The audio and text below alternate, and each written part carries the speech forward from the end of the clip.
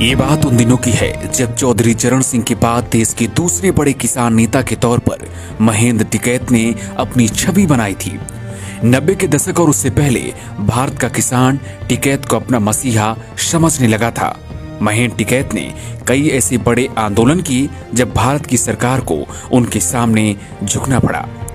टिकैत की किसान विरासत को उनके बेटे राकेश टिकैत संभाल रहे हैं। ये वही राकेश टिकैत हैं जो कभी खुद दिल्ली पुलिस में एसआई के पद पर तैनात थे और आज दिल्ली पुलिस उन्हें ही दिल्ली से खदेड़ रही है।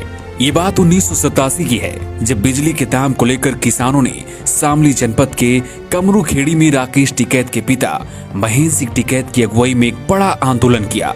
इस आंदोलन में जयपाल और अकबर नाम के दो किसानों की पुलिस की गोली लगने से मौत हो गई।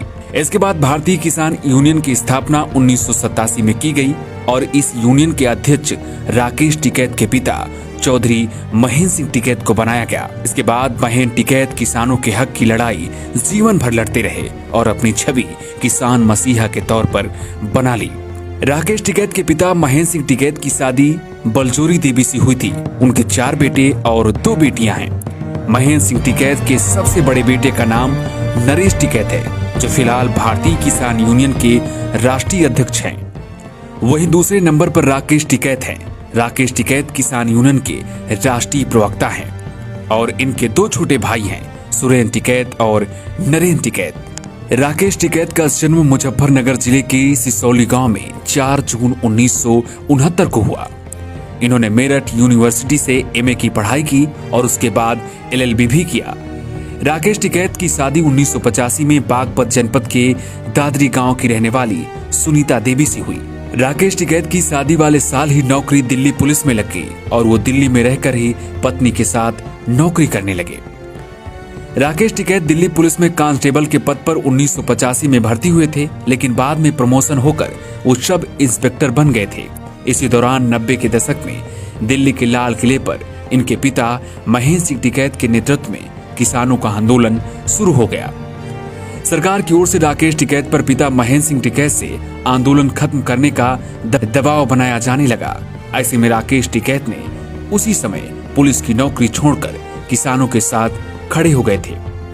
इसके बाद राकेश टिकैत किसान राजनीति का हिस्सा बन गए और देखते ही देखते महेंद्र सिंह के किसान सियासत के वारिस के तौर पर उन्हें देखा जाने लगा। 15 मई 2011 को लंबी बीमारी के चलते महेंद्र सिंह टिकैत के निधन के बाद बड़े बेटे चौधरी नरेश टिकैत को पगड़ी पहनाकर भारतीय किसान यूनियन का अध्यक्ष बनाकर कमान सौंप दी गई और राकेश टिकैत राष्ट्रीय प्रवक्ता बन गए। राकेश टिकैत को प्रवक्ता बनाने की एक वजह और थी। पिता महेंद्र सिंह टिकैत बालियान खाप से आते थे। इसी वजह से उनकी मौत के बाद उनके बड़े बेटे नरेश टिकैत को भारतीय किसान यूनियन का अध्यक्ष बनाया गया, क्योंकि खाप के नियमों के मुताबिक बड़ा बेटा ही मुखिया हो सकता है।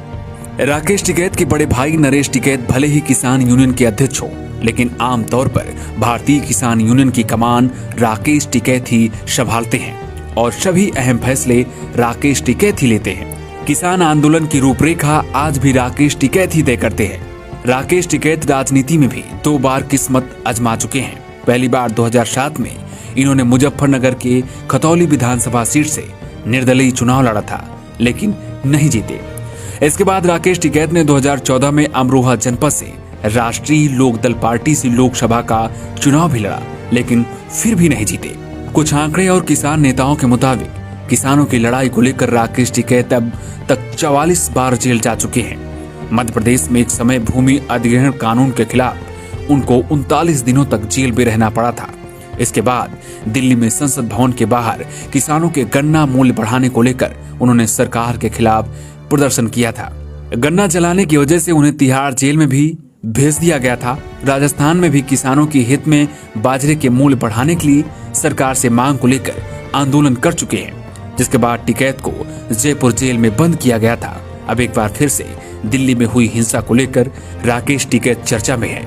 अब देखने वाली बात ये होगी कि आने वाले दिनों में क्या राकेश टिकैत एक बार फिर जेल जाएंगे और क्या ये सब राजनीति के लिए हो रहा है, क्योंकि 2 बार चुनाव राकेश टिकैत इसके पहले लड़ चुके हैं। तो क्या ये पूरा राजनीति का फंडा है या फिर किसानों की लड़ाई? आप हमें कमेंट में जरूर बताएं। अगर ये वीडियो आप YouTube पर देख रहे हैं तो हमें सब्सक्राइब कर सकते हैं। अगर ये वीडियो Facebook पेज पर देख रहे हैं तो हमें फॉलो भी कर सकते हैं।